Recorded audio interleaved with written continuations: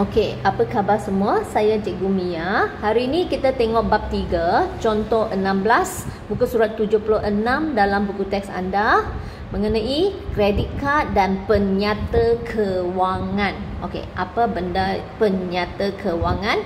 So, kita cuba fahamkan apa yang diberi dalam buku teks anda dulu. Pemilik kad kredit akan menerima satu penyata kewangan statement. Okey, untuk kad kredit setiap bulan, okey, anda akan terima satu helaian kertas lah, dikirim ke rumah. Itu penyata kewangan berapa perbelanjaan yang anda telah buat dengan menggunakan kad kredit itu. Dalam penyata tersebut terdapat butiran seperti had kredit. Okey, apa limit yang anda boleh guna, berapa banyak duit lagi yang anda boleh layak guna, tarikh penyata, jumlah terkini, jumlah bayaran minimum. Okey, berapa minimum, paling kurang you kena bayar balik berapa kepada bank, jenis-jenis charge, okey, apa yang dikenakan dan sebagainya. Pemilik kad seharusnya membayar jumlah terkini, okey, atau hutang kad kredit. So you satu bulan ini, pada hujung bulan, so you kena bayar apa yang kamu telah belanja sepanjang bulan ini, iaitu jumlah terkini dengan segera supaya tidak dikenakan sebarang charge, denda.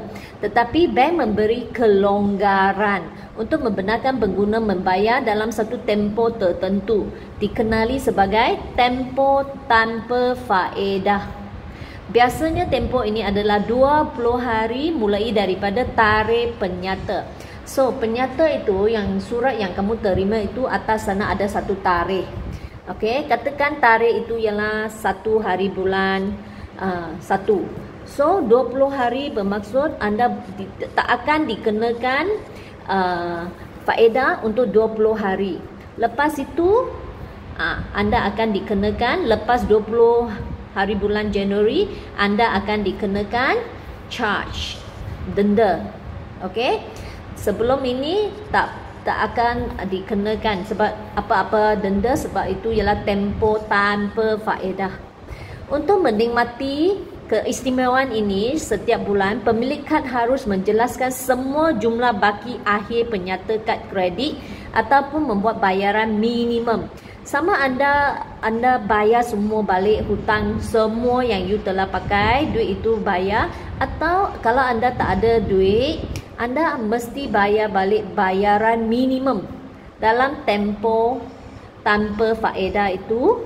Okey, dalam 20 hari itu sama ada kamu bayar balik semua atau bayar at least bayaran minimum itu mesti bayar ialah 50% daripada jumlah baki. Okey, atau minimum RM50. Okey, katakan anda hutang katakan anda hutang 100 lah. 5% bermaksud RM5. Betul? Let's say anda sudah guna 100 dan 5% ialah RM5. Tapi anda tak boleh bayar RM5 sahaja, anda perlu bayar juga minimum 50. Kalau anda hutang 150, anda boleh bayar semua 150 atau at least 50. Tapi tak boleh bayar begitu sedikit, kurang dari 50 tak boleh. Paling kurang setiap bulan, kalau tak ada duit pun kena bayar RM50. Okey, jika masih terdapat baki daripada jumlah terkini selepas tanpa tempoh faedah, bermaksud katakan anda hanya ada duit bayar RM50, maka ada baki lepas tempoh tanpa faedah, maka charge, denda atau faedah akan dikenakan ke atas baki tersebut. Lepas 20 hari itu, bank akan kenakan denda dalam kadar harian. Kebanyakan bank mengenakan kadar faedah di antara 15% hingga 18%. Tinggi ya. Ini kena bayar faedah yang tinggi. Tambahan itu, jika tiada sebarang bayaran dibuat dalam tempoh tanpa faedah, kalau tak buat apa-apa, anda akan dikenakan charge bayaran lewat minimum RM10 atau 1% daripada jumlah baki. Okey, anda tak buat apa-apa bayaran, anda akan dikenakan charge bayaran lewat minimum.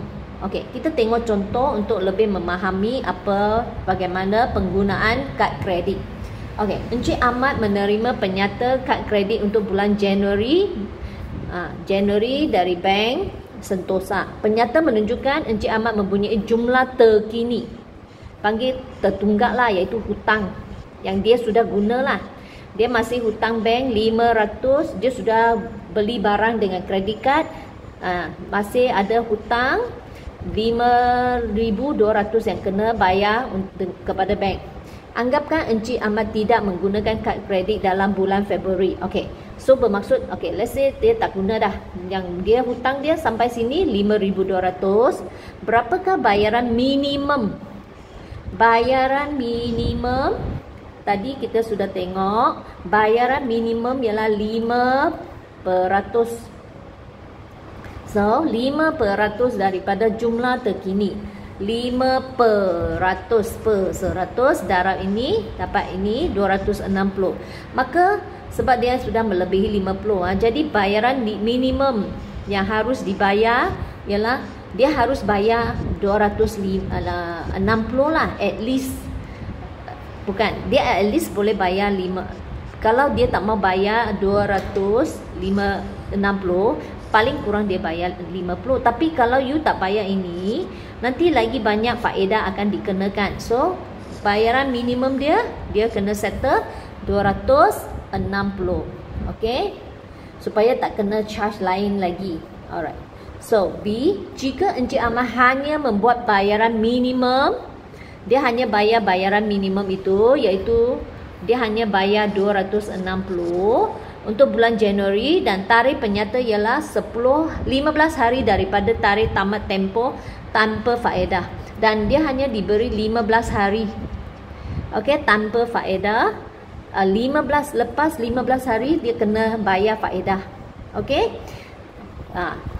Tarikh penyata ialah 15 hari daripada tamat tempoh tanpa faedah. Apakah baki dalam penyata bulan Februari? Okey.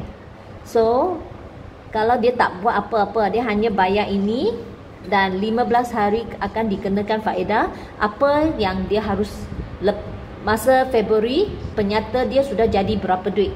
Pada asalnya 5,200, akan jadi berapa? Okey, tengok sini. Alright, so baki belum dijelaskan. Baki yang belum dijelaskan ini. So, sebab dia sudah bayar ini. Dia sudah bayar 260. So, tolak. Dia ada ini, dia sudah bayar ini, maka tinggal RM4,940. Tempoh di charge kewangan. Okey, dia 15 hari, tapi kita kena tukar jadi tahun. That's why ini dalam bank, unit yang kita guna untuk T, T ialah tempoh, ialah tahun. Sebab itu kita mesti bahagi 365. Sebab 1 tahun ada 365 hari.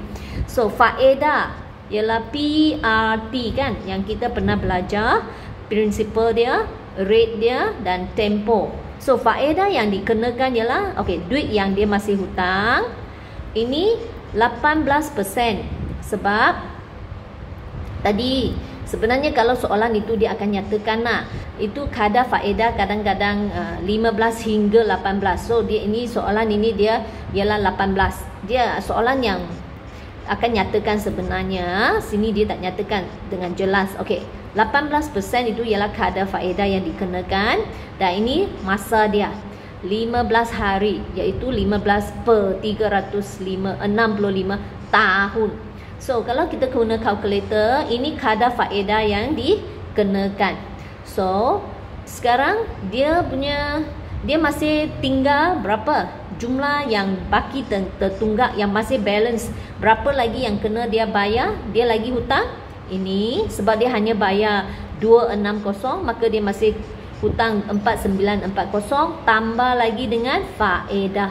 So, pada bulan Februari, statement dia kalau main, dia akan jumpa amount ini 4976.54. Okey, C, jika amat terlupa membuat sebarang pembayaran untuk bulan Januari, apakah baki dalam penyata dia? Okey, kalau dia tak buat apa-apa bayaran. Tadi ini dia bayar 260. Ini yang akan wujud pada bulan Februari punya penyata. Okey, kalau dia lupa bulan Januari dia lupa langsung tak buat apa, so baki dia masih tinggal 5200. So yang dikenakan charge lah 15 hari, itu yang dinyatakan dalam soalan. So 15 hari ini iaitu T, ini yang akan kenakan faedah. So ini prinsipal, ini rate, ini tempo. Saya sudah kata tempo mesti bahagi 365 sebab T mesti dalam unit tahun. So 15 hari mesti bahagi 365, tukar jadi tahun. Dan ini adalah kadar faedah yang dikenakan, dan ini prinsipal yang ini duit yang dia kena bayar punya. Okey. So kalau kita tekan kalkulator, ini hutang dia, kita dapat ini. Tapi oleh kerana dia tak buat apa-apa pembayaran, jika tiada sebarang bayaran dibuat, dia akan dikenakan 1% charge, denda, charge bayar lewat. Bermaksud dia tak buat apa-apa pembayaran, dia kena denda lagi 1% daripada jumlah baki. Jumlah baki dia ialah ini asal dia 5,200 yang dia tak bayar, tambah dengan faedah itu pun kena denda. Ini yang seharusnya dia bayar bank. Selain daripada ini, dia pun harus bayar faedah sebab dia tak bayar apa-apa, dia belum jelaskan. So ini kena faedah pun kena denda lewat. So apa yang kita nampak, jumlah yang terkini. So ini yang dia jumlah 1% daripada, so charge dia, denda dia berapa? 1% daripada semua yang kena bayar itu, dapat RM52.38.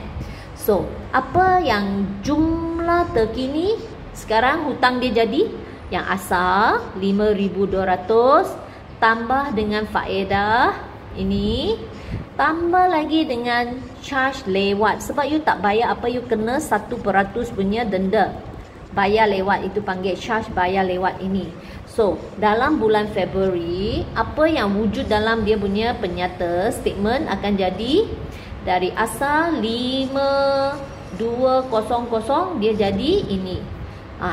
You lagi tak bayar, you lagi hutang banyak, dia jadi hutang tambah lagi RM90.85. Lagi tak bayar, hutang you lagi banyak. Okey?